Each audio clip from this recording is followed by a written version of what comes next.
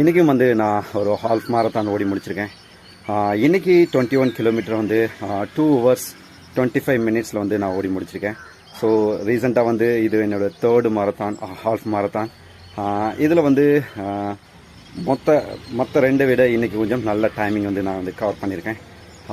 என்னுடைய டைமிங் வந்து இம்பார்ட்டன்ட் இல்லை, எனக்கு 20 கிலோமீட்டர் தான் முக்கியம். ஏன்னா இந்த இயரில் வந்து நான் 1500 கிலோமீட்டர் ஓடணும் அப்படிங்கிறது என்னுடைய டார்கெட். இதுவரையிலும் 1334 கிலோமீட்டர் வந்து ஓடி முடிச்சிருக்கேன். லாஸ்ட் ஒரு 22 டேஸ்லேயே வந்து நான் வந்து ஒரு 250 கிலோமீட்டர் கிட்ட ஓடி முடிச்சிருக்கேன். ஸோ இலக்கு பெருசாக இருக்கும்போது அதுக்குண்டான உழைப்பும் வந்து பெருசாக இருக்கும். சில நேரம் வந்து சோம்பல் எல்லாமே வந்து போகும். பட் இலக்கு பெருசாக இருக்கும்போது அதுவே வந்து நம்மளை ஒரு உந்து சக்தியாக தூங்க விடாமல் ஒரு உந்துதல் கொடுத்துக்கிட்டே இருக்கும்.